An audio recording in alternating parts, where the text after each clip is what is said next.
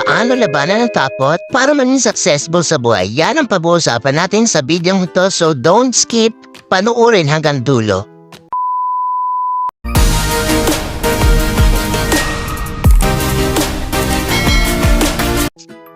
Marami ka ba kinatatakutan sa buhay? At wala kang lakas ng loob para harapin at lagpasan ang mga ito. May mga experience ka na naranasan before na nagdulot sa iyo ng hindi magandang epekto, kaya natatakot kang sumubok muli. Maaring takot ka magdesisyon. Takot ka sa failure. Takot ka na magkamali. At takot kang sumubok muli at lumabas sa comfort zone mo. Basta, kahit anong takot pa yan, basta nagiging hadlang yan. Kung bakit hindi ka nagtatagumpay, hindi maganda yan. At kailangan nating solusyonan yan.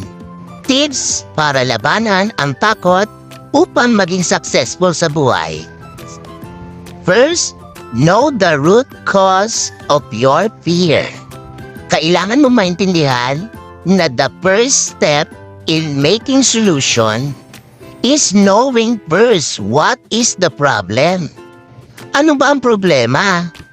Kailangan mong malaman kung ano ang root cause or ugat na dahilan kung bakit nagkakaroon ka ng fears o takot.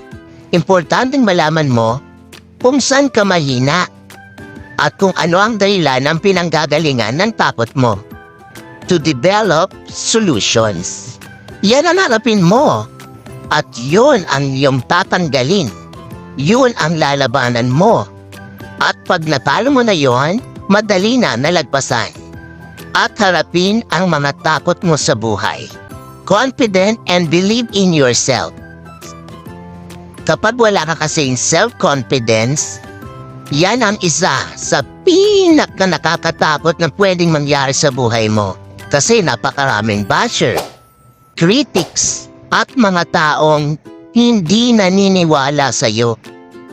If you start doubting yourself, pag hindi ka na naniniwala sa sarili mo, hindi ka na confident, at mahina na ang self-esteem mo, sino na ang maniniwala at tutulong sa iyo? Wala na. So you need to believe in yourself and have self-confidence. Have self-esteem para harapin ang mga takot sa buhay mo. Para maging successful ka sa buhay. Because you will become what you believe. Fears doesn't exist anywhere except in your mind. So fight the battle against your mind and against yourself. Number 3, face your fear. Isa sa paraan para malabanan mo ang takot mo ay harapin ito at wag na wag tatalikuran.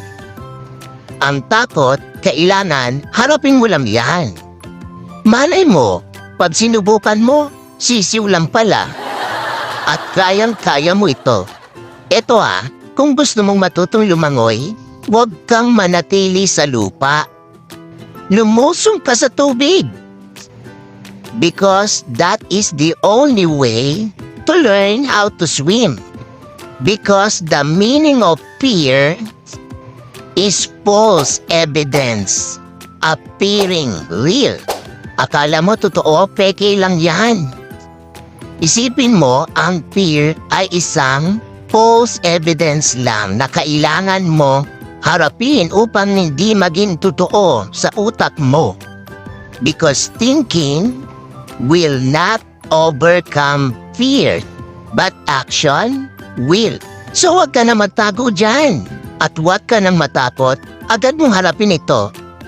At maniwala ka, kakayanin mo yan na malagpasan at mapagtagumpayan ito. Don't be afraid in mistakes and failure. Mistake and failure is just normal. Kailangan mo malaman at maintindihan na lahat ng tao ay nagkakamali.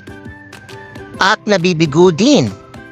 Hindi importante na ikaw ay nagkamali at ikaw ay nabigo.